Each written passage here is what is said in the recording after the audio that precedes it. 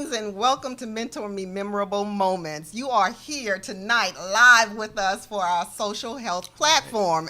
And with me are our social health broadcasters, Dwayne Ross. Hey, he's over the chop. We're going to hear him in a minute. And William Craig III. Oh, and I know you're missing this face. I miss this face too. Well, we want to say welcome to 150 nations and all 50 states. We are excited about this night, So, you know what, Dwayne? We always start off with the chop, and I know you've got something exciting you want to talk to us about. I surely do. So let's do it. Chop. This is a kingdom banger. What up? It's the chop. It's time to bring that weight to the front. It's time to chop it up. Let's get it. For sure, we gon' just call this the chop. Pick it up, Epiphany.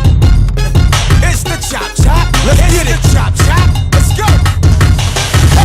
Hey, what does it take to make you chop? Maybe. Hey, what's up? It make you chop. Hey, y'all. Yeah. Hey. What's happening? Man, it seems like it's been too long. I need a weekly daily show. I need a daily show. Okay. Steve Harvey called me up. Y'all tweet it out. Tell Steve them to call me. Okay. Oh man, I got to tell you, these last couple of months, just talking about this topic has just been transformational. Transformational. I've had like these little moments with people where I'll just do a little quick. I'll do a survey. I'll say, so what's your opinion about the incarceration rate of women? And they'll say, what do you mean? Wow. And it's amazing because they have no idea. They don't know that rate has doubled, tripled, and quadrupled to over 600%. They don't know. Wow. Right? I talked to them about the incarceration rate of our kids. And they say, well, they should stop doing crime. And so we have this other conversation about, okay, so what do you think creates that? Why do you think that they do it? And so then I'll have another conversation with someone else.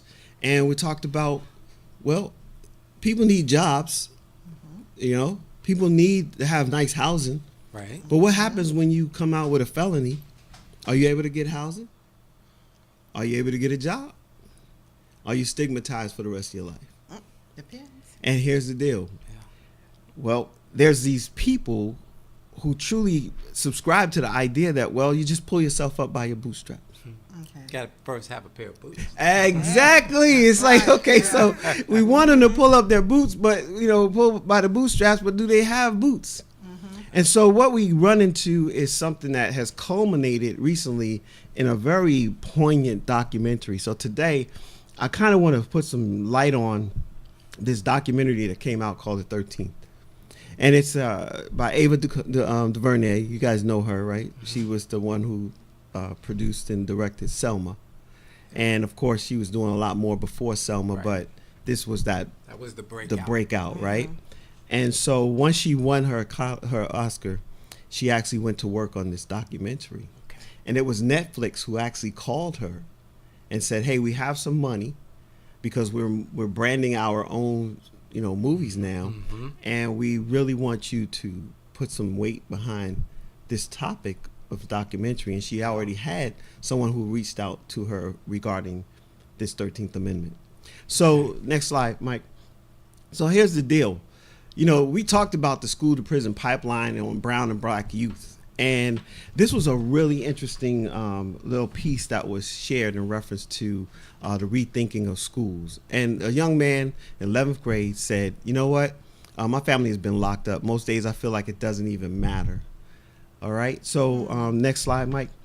If he's feeling it doesn't matter, it's because what has happened over time is he's bought into some of the things that we hear. And if anybody's been on the website, or you've been to my site, that I always put this up. Nothing is in all the world is more dangerous than sincere ignorance and conscientious stupidity. And I think that this particular movie about the 13th Amendment kind of highlights what happens in the incarceration rate of our young people and our black and brown boys. Because what happened with us as males, I had to look at my own life and see where did this fit for me and my sons and my nephews And I've asked young ladies and mothers and moms, what do they feel about this whole idea, except as punishment for crime, about the 13th Amendment, where it says in the next slide, Mike, it talks to us about the 13th Amendment, and it shares with us that, you are free.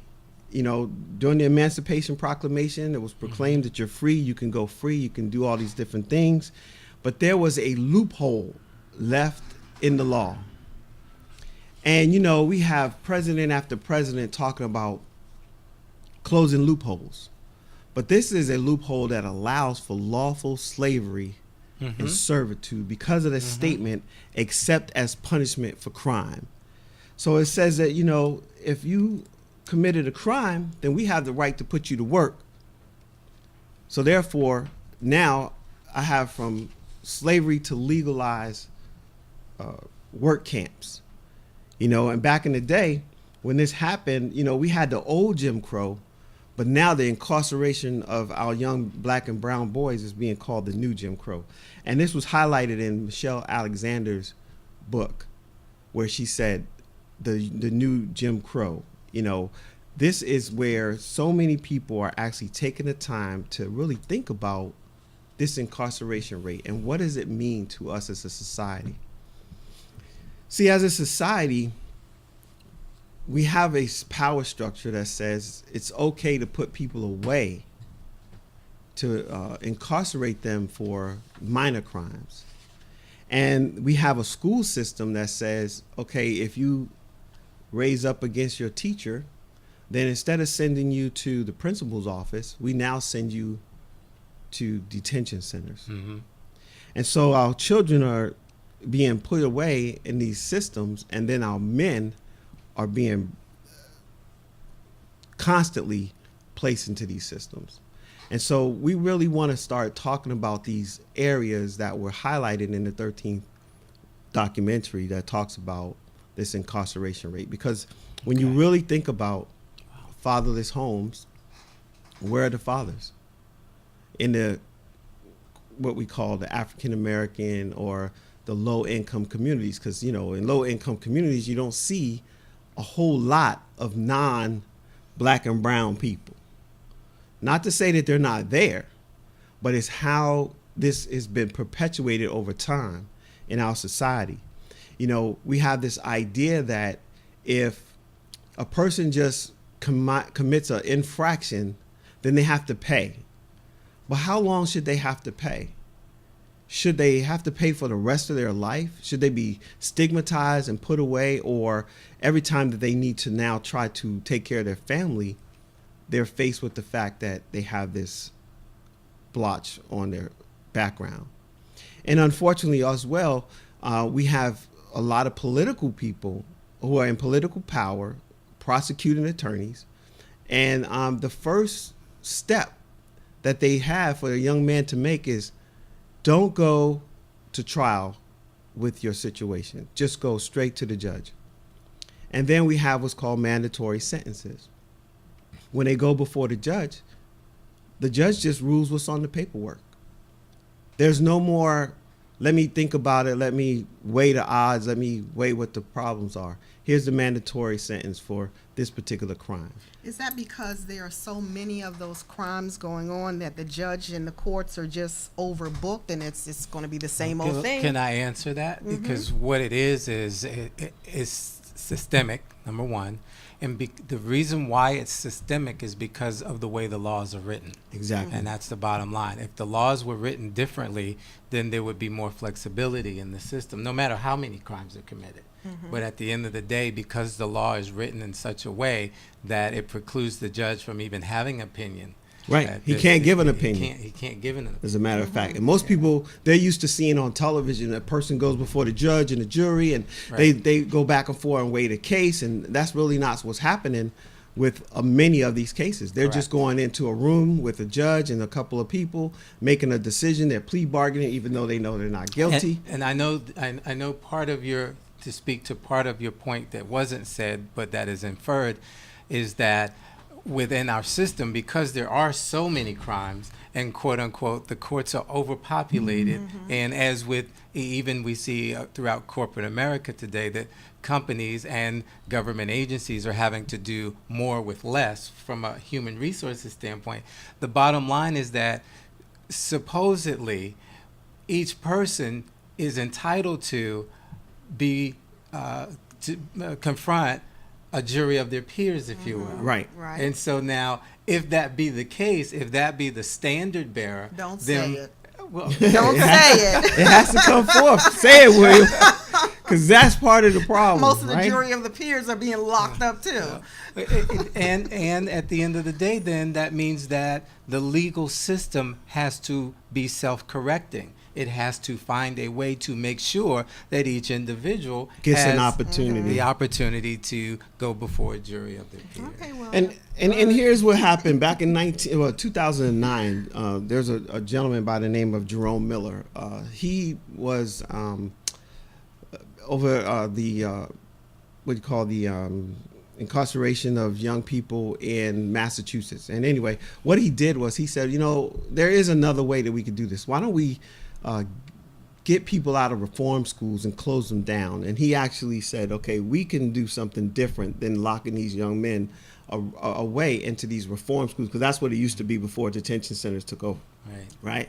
And he said, let's see if we can put them back into society. And he found ways that they were actually able to do so. So that was a solution. It was a solution that said, let's give them something and show them that they're worth something. But here's a society that we are seeing right now in 2016, slavery being, okay, where it allows people to now be incarcerated, put away, and then there's no, okay. So, and there's no answer for them. Now, 1 out of 4 in the world, this is the world statistics. Right. Of people incarcerated, 1 out of 4. However, in the United States, 5% we're only 5% of the world population. But yet, go ahead. And we have over 25% of those incarcerated. Right. We do more. We put away more of our own people than any other nation. But this is supposed to be a free nation. And for our young people, it starts in school. For our older people, it starts with basic crimes. This person in past times, if they had a drug situation, that was a health issue. Well, now it's just treated as if it's a criminal act. So, in order for us to move forward, we have to look at some of the themes that were brought out in this whole 13th Amendment documentary. One of the themes is understanding how are we as a society going to support or make amends for what has happened with the many young males who are currently incarcerated. Because in the future, there will be a justice day. We're going to have to reckon. Let me ask you, is that before or after the 40 acres and a mule? There is no 40 acres. We're not getting or, that. That's just not going to happen. When we look at the structures that are in place, now it's more criminal. The police officers that are on the streets have been taught to use force. They are now shooting first. They're not negotiating with anyone. We have seen individuals shot down in the street with their hands up. All right. Excuse the phrase, but butt naked. Yeah, laying on their backs. Yeah. And they were a threat. And then people are getting acquitted when they just say, well, I fear it for my life. Right, because so the law allows for it's that. systemic and it's inside the law. Another thing they talked about in this whole idea was the war on drugs. Okay, that was one of the things that everybody in society said, yes, we need to do something about this drug. This is an epidemic. It's happening in every city. Well, sure, it was happening in every city. Unfortunately, though, the way in which the weight of the law comes down when a person violates the law has not been equal across the board. That's correct. And because of that, these policies that are in place have to be engaged and addressed. And we have to have more conversations about what can we do to reduce these But conversations long-term with consequences. who? Well, that's Because just the it. It court has to be with the systems know lawmakers. this. Yeah. It has to be with the lawmakers, because you have to understand, number one, the police who enforce the law, the judges who then are given the responsibility of carrying out the law. Mm-hmm. Neither of those two, if you will, has any motivation. No, they don't. And so at the end of the day, They're not the we, decision the makers. people, have to be It the comes down ones to the to people. challenge the people who write the laws. And the people we vote into office, and how we actually structure the people who make decisions in the courtroom. If you think about going back to 1980s, when there were 5 gentlemen, it was called the Central Park Five, right? Mm-hmm. They were accused of raping and of a young white female, and they were all incarcerated. They were 14 to 16. They were under 18 years old. One particular person was interrogated over 31 hours without a parent. They were all found guilty, placed into jails for years, until someone actually identified what they needed to do in order to fight this case. All right. Well, here's the thing. The prosecuting attorney knew that they had evidence that could be entered into, evidence that would actually vindicate them. However, was running for office and knew that if that information was put forth, it would damage the future of the position she was going to hold. Oh, I know. So, that's part of it as well. There are these systems in place that, as you said, systemic, where it's from the beginning all the way through to the process. And then, we talked about the prisons, and one of the past episodes that we talked about was the number of prisons that are going up right now and how they're actually being run, right? Privatization of prisons. Right. Okay. So here's the situation as well. Corporations, which we talked about this, corporate greed, have created an opportunity for people to invest in the prison system. Mm-hmm. And when they invest, they're looking for what? A return on investment. Sure. Mm-hmm. So how do they get their return on investment? Well, they get it by how many bodies are inside those rooms and how long they're there. Mm-hmm. It's gotta So be I have to profitable. fill them. So I have to relax on how I get a person to that room so I can fill up more of that room so that I can now make sure that my shareholders, get their money. So let's go back to then how do you correct this? What are some of the solutions we can use to make this right? And I think you mentioned you got to look at your elected officials. Now, when we're looking at elected officials, we're looking at the president, we're looking at the state, the Senate, the House. We're not looking at the local officials. Yeah, it's all of the above. I mean, if you write law, and it's all of the above, because even the president has, as we have been reminded of over and over during the past administration, has the right for executive orders. So at any level, our lawmakers, if you will, our elected officials can be lawmakers. Mm-hmm. And so whether it be, again, state, national, the bottom line is these are the people that we have to hold their feet to the fire. Accountability. Unfortunately, the protests that have gone on, the protests in the street, they don't move your elected officials. They do not move the lawmakers. Right. I am not suggesting that you go to the home of the lawmakers. However, I would say that if that did happen, one might get a better response. Quite honestly. Or get locked up. Well, see, here's the thing, too, because we don't want to say that people shouldn't, protest. We got to look at how there's a way to protest. The world, how the world responded to the protests of the 50s, 60s. When Martin Luther King and the groups were out in the streets, they brought about what was called awareness, because that's the part that we do when we protest the right way, if you will. Okay. Unfortunately, over time, they've created laws that doesn't even allow you to walk the streets the same way that they did back then. It doesn't allow you to even raise your voice a certain way, because once you raise your voice, you're seen as someone who's antagonizing and against the system. Let me jump in there for a minute, because I went to vote the other day. And while online, there was a judge who came down the line to of course, say hello to all of the people. people. Okay. But so here I was in what I felt was a great opportunity to say, you know, I don't want to just see you come election day. Okay. And it was like a gasp. It was like, oh my God, did he really just say that to this judge? Yes. And I said, well, I mean, you know, saying to myself, yeah, because here we go. He went through this, he was going through a litany of all he had done for the community. Yet, number one, I never heard of him. And so I said to my wife while we were standing there, I said, you know, this guy's talking about all he's done. I said, but if I don't know his name, then obviously he has not made an impact on my life. And if he's asking me for a vote to impact his life, there needs to be some recompense here. And so when I said this, then he went through this whole litany of all of the places where he'd been, and I named my community, and I said, but you haven't been there. And he said, well, I haven't been invited. Oh, Well, here's the thing, too, and Okay. people say that all the time. They say they haven't been invited. You won't come to the table. I'm here for you. Come to my door, right?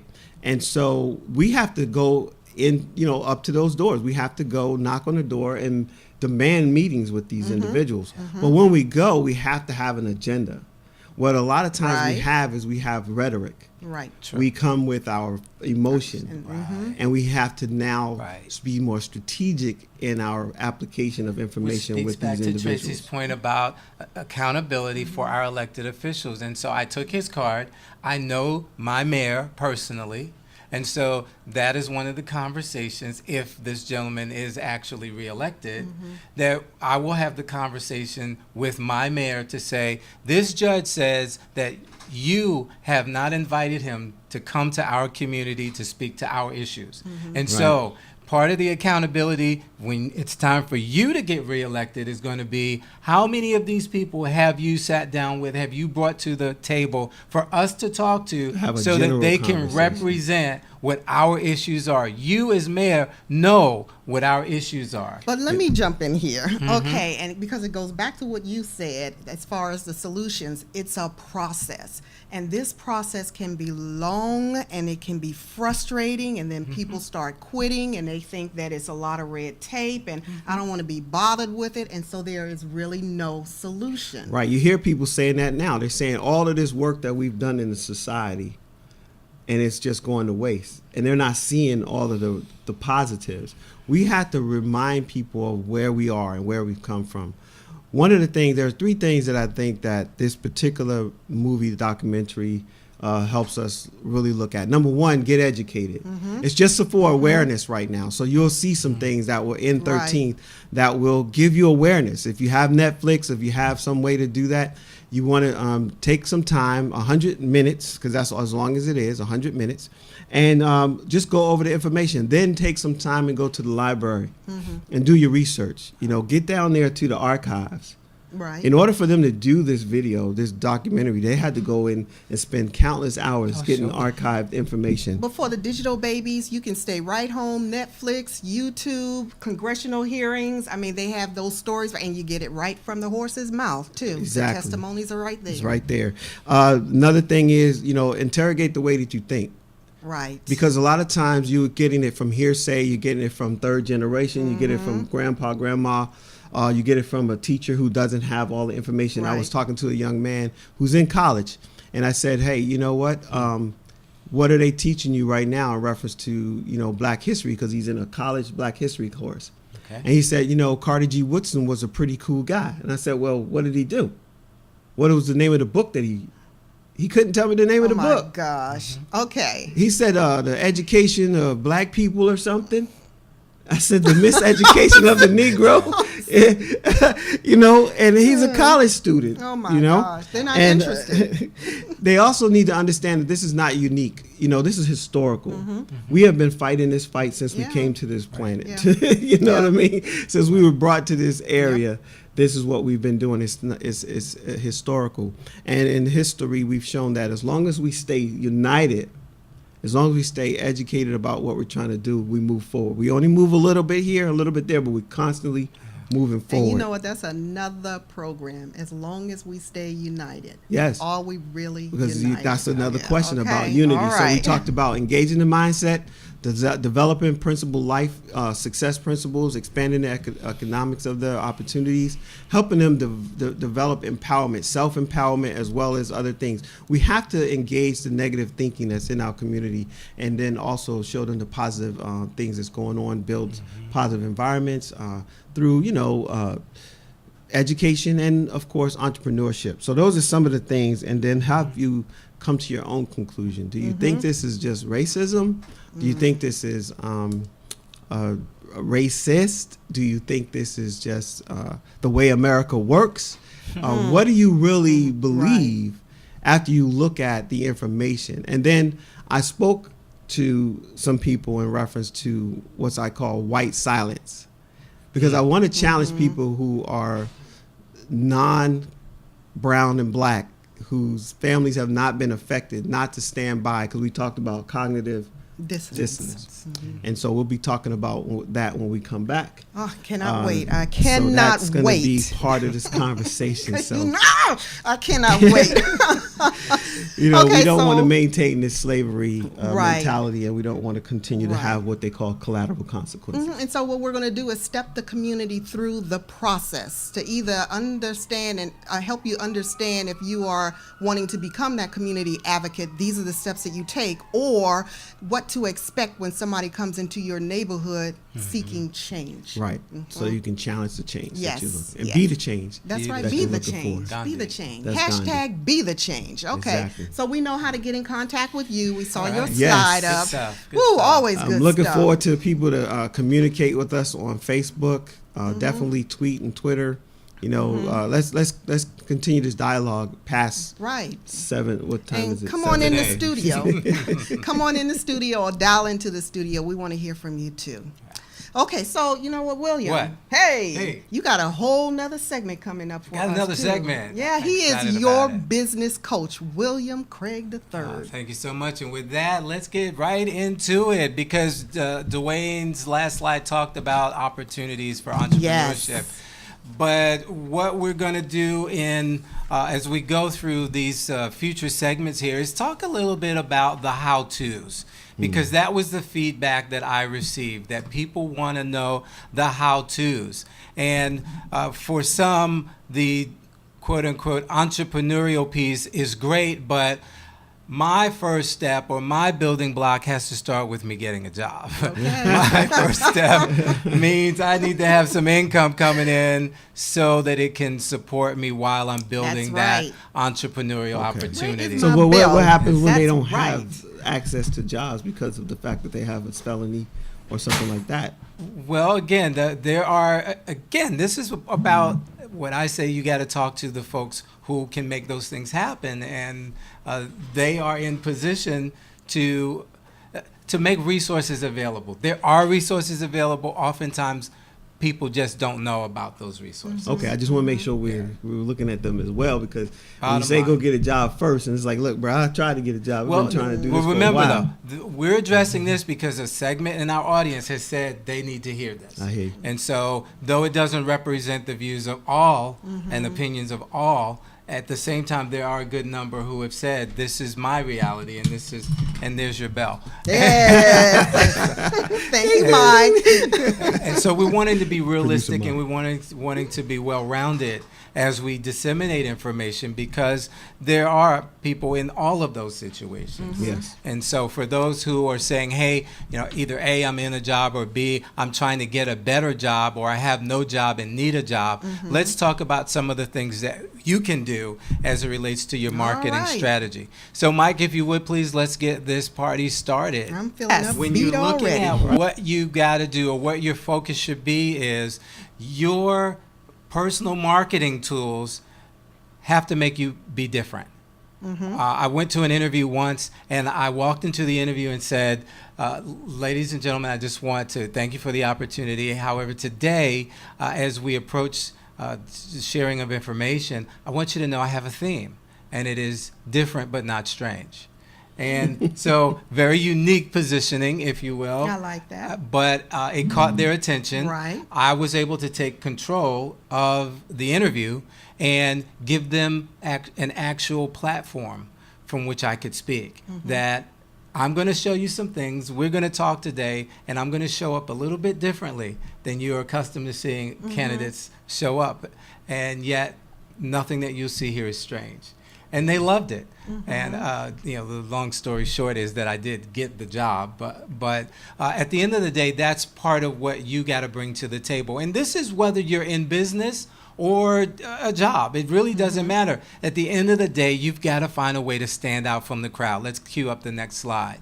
And so by creating personal marketing plan, what are we talking about? So glad you asked. And let's leave this slide up for just a moment so we can get through some of these. So first and foremost is what we call the elevator pitch, also known as your 30-second commercial. Okay. And we're going to actually visit that in just a moment. Okay. But at the end of the day, your 30-second commercial is your way to let a prospective employer know who you are, what you're about, and make a decision as to whether there should be a conversation. That's kind of hard to do. Bottom line, it can be, but again, that's what practice is for. So we get to this a little bit later. I'll show you what it looks like. So we make it real simple for you. Thank you. The next is your cover letter. What is the whole purpose of a cover letter? It is not to tell your life story. Okay. It's not to beg and plead. Oh, please give me an opportunity. Oh, please let me have an interview with you. No, it's simply here's why you should be considered. Yeah, that's why you should hire me. And if your cover letter takes up the majority of the page, it's too long. It should simply be the thing that introduces you and says, here's why I think I'm a good candidate. But how do I choose what things I should say? Yeah, Well, is there like some kind of standard on how much information you should put on there? Here's the bottom line to it is this is part of what individual coaching will do, because everyone's situation is different. At the end of the day, though, the short answer to the question is, how do we know what we should include? We should include the highlights that are pertinent to that particular opportunity, number one. And number two, some sort of hook that speaks to, and here's why, here's what I'd like to do for you. Let's talk about how I can make these same sort of achievements happen at your place of business. Right, I like that. And your question, the answer is, at the end of the day, yes, there is a standard, but the standard will be apropos for each individual based on what the answers to Tracy's question is, what those highlights are and what you're looking to do. Okay? All right. But again, if you're talking how many paragraphs should I have, one or two, it should suffice. If you can't say it in one or two, then you're really defeating the purpose. Because I've seen people with 3 and 4 page cover letters, No way. and you're saying No that way in people the just world. don't have the time. It's to not read going to all that happen. stuff. No. It's Not gonna going to happen. It's going in the file with 13. Yeah, Okay. the virtual file 13. Let's go back to that slide. The resume. The biggest problem that most people have with their resume is showing their accomplishments, showing what makes them a superstar. People have a problem with bragging on themselves. They do. And this is what the resume is meant to do. It's meant to brag about why you are the best candidate. In other words, why I should take the time to bring you in and talk to you about the position that I have. Because I'm marvelous. Oh, marvelous, darling. And here's why. And now here's what makes you marvelous. You got to quantify. That's the other side of that. How If many you don't this and that? quantify, give me some numbers. So I'm marvelous because I had 2,500 clients and a 97% approval Yes. rating. That's what makes me marvelous. I'm marvelous because I came into an organization and was able to reorganize their call center in such a way that we were able to get more calls through in less time and have a larger client satisfaction That's rate. right. Or That's right. I managed the project, kept it under budget, ahead of schedule, and yet the client was satisfied. These are the things that Yes. show that you are marvelous. Yes. Well, I think that's where people have a big challenge too, because they Totally. don't know, they haven't been taking care of their metrics. That's They right, really haven't totally. been That's right. tracking what kind of real results they had. Exactly. They say, I did a good job. Well, what does that But mean? right. Exactly. Right. And that's, again, And that's why it's on the slide. Let's go back to the slide because I'm not looking at the clock and I want to make sure that we end on time here. But here we go. So your resume has to do that, and there are some standards as it relates to how the resume should be set up in today's marketplace. But here we go. It differs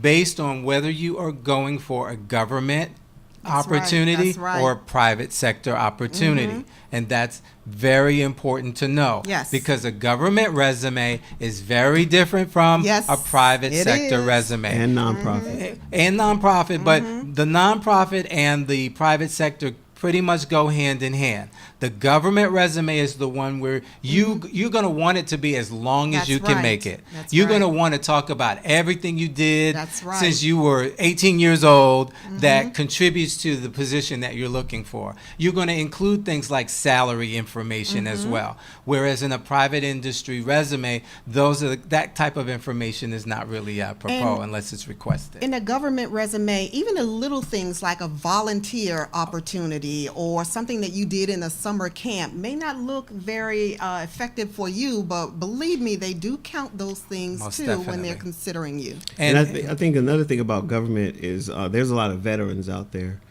or they've been involved and they don't realize that there's a couple of other categories besides just being a vet that they might qualify for. So they have to look for those qualifications. You might be a Schedule A, or maybe you have a certain percentage disability, and you don't realize that you don't have to have your full disability or even a disability letter if you can get your Schedule A set for. That's right. Yes. And so, and there's so much that goes into that. We talk about transferable skills, etc. But let's go back to the slide. But at the end of the day, this is what a coach can help you with.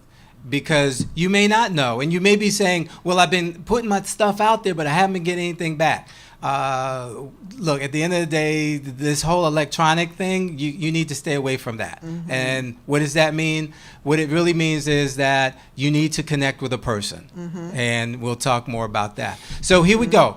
A business or networking card. So, hey, William, I'm trying to get a job. Are you telling me that I need to have a business card that says that? Well, yes. You can actually have a business card that speaks to who you are as a professional. As you saw on the slide, they spoke to having an objective statement on the back with some bullet points that just highlight why you're marvelous, darling. Okay? So at the end of the day, this is the thing that you can give out as you meet people, because number one, they really don't want to hear your whole life story. Many of them are kind and they will listen for a while, and then you will see their head start to turn. Because they really don't have time to listen to your whole story, number one. Number two, they don't want to hear your whole story. Why should I give you an opportunity? Why should I refer you to my friend who has an opportunity? That's what your card is going to do. It's like the 30-second elevator pitch in that it piques their interest. And then the last thing on that card, just a little hint here, this is extra, I'm not going to charge you for this, is where you've got a hook that says, when can we talk about what I can do for you? All right? So let's talk quickly about the thank you note.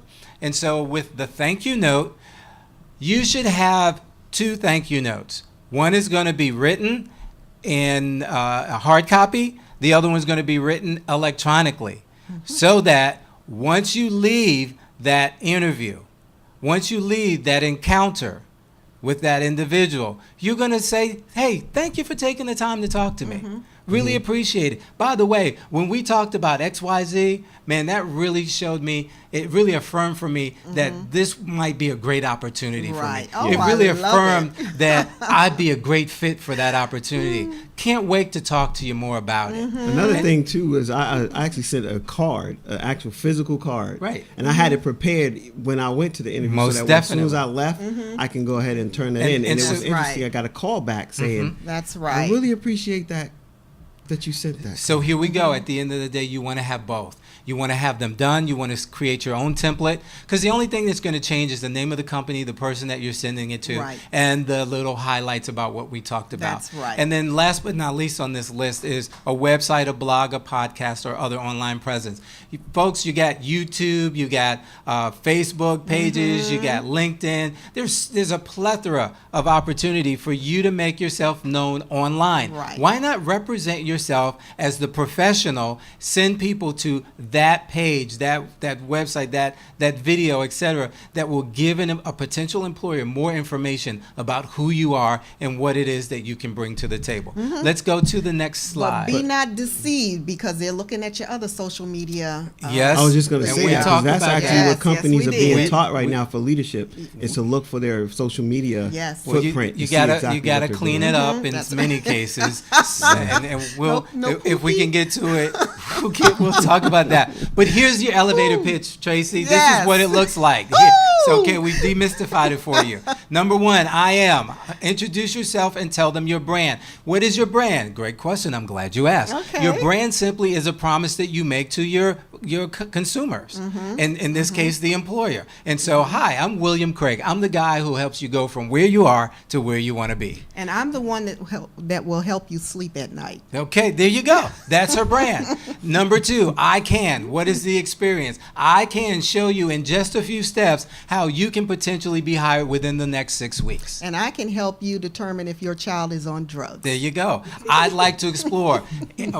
So this speaks to what job you're campaigning for. So whatever the job title is that you're looking for, that's what you would say. And so in this case, I'd say, I'd really like to work with you as your personal coach. And I am your drug test consultant. And finally, when's a good time for us to follow up and determine how we might be able to work together? Do you want to meet me in person or online? There you go. See, the goal here is to get an interview or referral.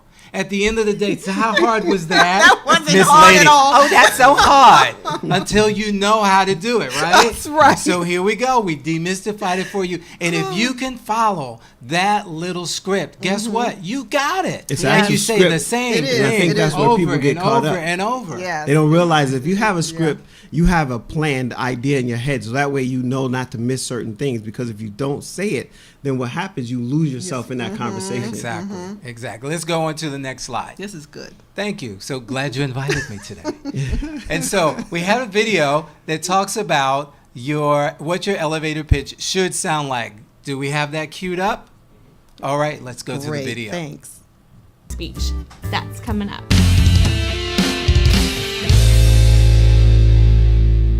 Hey guys, I'm Kim with SnagJob, your #1 source for hourly jobs, and welcome to our weekly advice show. As a job seeker, you never know when an opportunity to land a job comes along.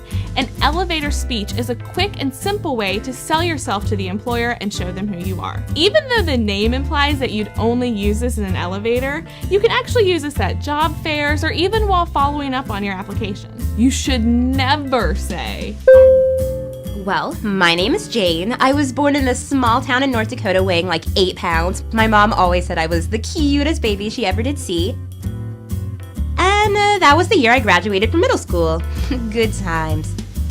Alright, I think we're finally all caught up. So, do you think I'd be a good fit? Hi, I'm Zach. I'm graduating high school and need some money. I don't have any experience except in playing video games. But I think that means I could press buttons on the cash register pretty quick. What do you say? Want to hire me? An elevator speech should be quick, simple, and organized. The employer should walk away knowing who you are and what skills you bring to the table. A good example would be, Hi, I'm Lacey, a junior at Northern Arizona University. Simply put, I love talking to people. My experience in retail and food service for the past 5 years has made me fall in love with customer service. I've learned to be a problem solver, a great team member, and a leader. I'd love to bring these skills to your company and build upon my previous experience.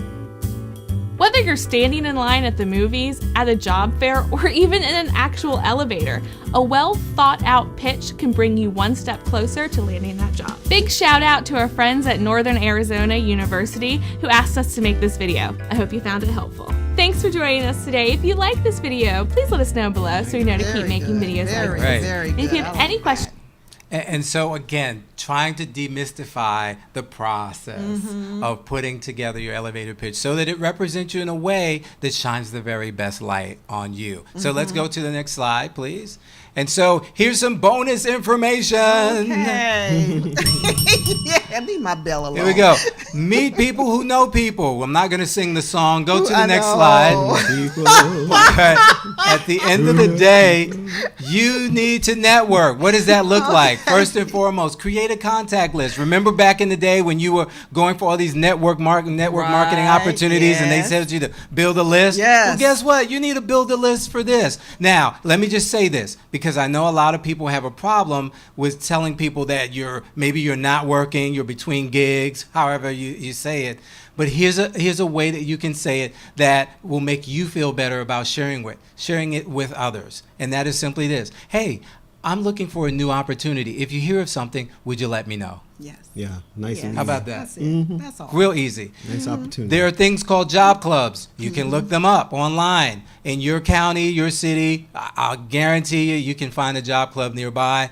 Attend workshops, conferences. As you're looking to better yourself, as you're looking to learn new Always. things, Always. going to workshops and conferences. Again, have your networking card, have your 30-second pitch ready, and this is a great opportunity for you to meet people who know people. Right. It may not Themselves be into about you. the opportunity that they have, but it might be about the opportunity that they can introduce you to. Exactly. The next piece on the line, the next bullet point starts to talk about things that you can do. Joining or starting a meetup group. So maybe there's a meetup group in your area that is already centered around helping people find work within your industry. Or if not, guess what? You can start it. People will come. It's at meetup.com. Meetup.com. All right. Create or update a LinkedIn profile. Yes, If you do not have a please. LinkedIn profile, you got to have one. Here we go, but you got to do it correctly. If you connect with me, I can show you how to do that. We can make it happen for you so that you can be a superstar on LinkedIn. But most importantly, what we're being told is that within the next 5 years, this is where employers are going to go. Oh, yeah, they're We're going not there going to be now. we're not going to be sending resumes per se. Nope. We're going to be sending them to Profile. our LinkedIn profile. Right. So you want to take a look at that. And Dwayne, you mentioned Facebook a moment ago. Notice I put update, which might mean Pookie Nim, Duck Lips. all right, all of them. Even your names, you know. All of them. You have to watch how you put your name You out may there. need to unfriend them for a minute, Yeah. okay, while you're in this quest for a new opportunity, right. so that you are not found guilty by association. Oh, yeah, Can they don't forget create your their phone. own page? Can you create your own page in Facebook? Well, people typically have a page, but if you're saying, can you create another page? Well, certainly you can. The problem is, though, that some way, shape, or form, it's out there on the internet. People, if they do just a search of your name, they will probably see both. Right. So you want to go through cleanup. But what you might want to what's do there. is change your profile picture where Oh, you definitely you definitely put your business You're side gonna have to a different right, picture. almost because, definitely. You know, but you, might you not gotta even have that. unfriend Pookie Nim look, for those of you who may not understand who Pookie Nim are, don't worry, you're fine. Or your strong opinions too. Right, that's right. That's It may right. not be Pookie, and it might be a strong opinion. It may be your strong opinions, and it also may be, as Jimmy Carter found out, he had a brother named Billy. That's all I'm gonna Okay, say. that's it. You should know That's what that it, means. yes. So what's left here? Association. What's left, Michael? What's left? Throw that up there. Get started, folks. That's what's next. I've given you enough in this 27-minute segment here to get you started on the right road. But if by chance you need some help, what's that next slide say, Mike? If by chance you need some help, We're gonna you don't contact have to go it alone. Alrighty, That's right. We're here gonna you go. contact you. You can contact me at williamcraig3.clickbook.net. That's williamcraig3.clickbook.net or at mentorme411.com. Oh man, this is great. This is Yeah, I great. You think know it's what? important. William did a segment. Series rather last season, and he talked about how to start your home-based business, you know, and the different segments kind of brought out how you can create a product, with no money down. Yes. How you can get paid for a product through product links. I Right. mean, no Right. money down. PLR All product. kinds. Oh my goodness, it was an awesome Where segment. can they see that information? You can go to MentorMe411.com Ah. and you'll find both their profiles there. Archives. Go to As the well as archive. mine, yes. Into the crate. That's right, into the vault. Yeah, the vault. We have the 2014, 2015, and 2016 series for social health there that will help you get through anything, really, because, I mean, it's just been awesome. We cover a lot. Yeah, Yeah, it's a lot of good you definitely information. cover a lot. And the shortcut There's is no look for the excuse. first Sunday of every month, and that's where you'll find Dwayne and That's I right. with this lovely lady right here talking about all the things that we've been sharing with you. There is no excuse. Tune in to us because Dwayne's going to come back. We're really going to tackle this topic of community advocacy and all the things that are coming out of there, because I know that's not just the only issue that's happening with our Oh, teens. no, Okay, no. so what we're going to do is get together and start framing how we want those segments to look for you, because we want you to be able to walk away with steps. Yeah. Yeah. We also want your questions. engagement. Yes. You know, you go to the page, give us some comments, talk about what you're hearing. And We'd what like you to wanna hear hear. from what you want to hear and what you already heard, and how more in depth you may want to go with that information. Or if you have a solution, Yeah. share with us your solution. What's going on in your neighborhood? What's happening in your town? And invite us into your neighborhood. We're willing to come. Yep. We Skype. We do live events. Yes, we Listen, do. I'll show up in Honolulu next week if you need me there. Just send the airfare, and we'll make sure we take care Yeah, of that. yeah, Oh, yeah. awesome things. But And connect then- with us, you know, Yeah, through Yes. real, social media. seriously. Yes. And William, you Yes. also have opportunity where you can sit down and engage one-on-one with individuals that are either wanting to create businesses or they're stuck mode and they don't know how to get to the next level. Yes. So, click on his profile, send them both emails. Yeah. I won't see it. No one will see your email to them, message to them, just them. Just connect with them. We're talking about mindset changes as well. Yeah, you gotta You're shift. talking about how do you shift your thinking, shift your focus. Make sure that you have yourself in the right position so that when you get the opportunity, you don't blow that opportunity. And I just heard somebody say, but I'm all messed up. I can't even come to you with anything because I don't even know what I want. Well, you know what? Come anyway. Yeah, let's Because start we the love- conversation. We love sorting through things like that. And I want to help you go from where you are to where where you you want wanna to be. be. That's right. That's right. And he Love wants it. to discover your tag, Discover your talents, talent, your ability, and your gift. gifts. Okay. All right. And I just want to bring everybody That's a together, hashtag,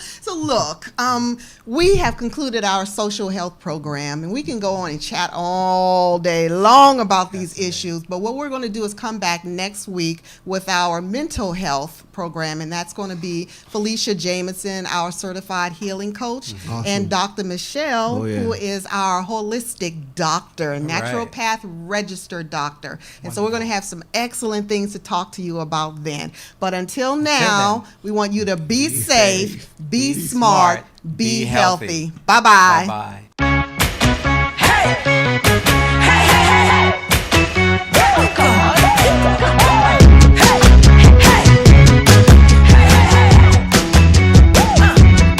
Well, I wear my clothes like this because I can. And I wear my hair like this because I can.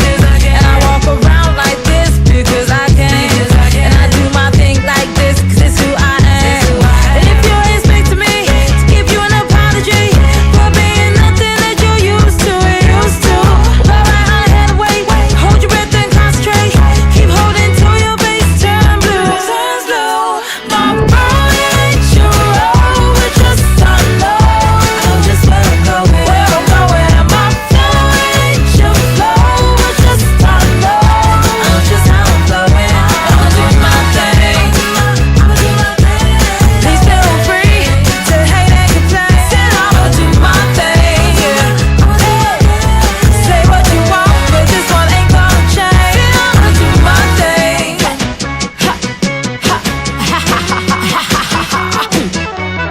I can't wear my clothes like you because I'm not. I can't do my hair like you because I'm not. I can't walk around like you because I'm not.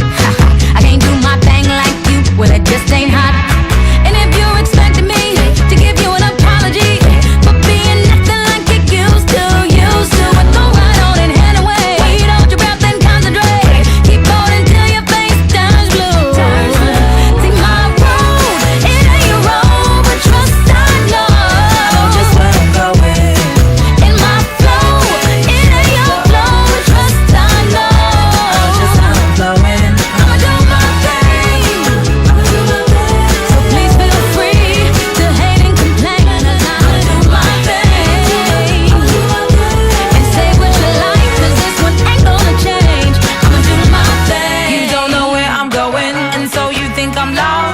ain't on your page, okay, so to you that means I'm off. When I dance to the beat of a drummer you don't hit and you can't see. So if I look off beat to you, well, the problem must be you, not me. Irregular, but never error.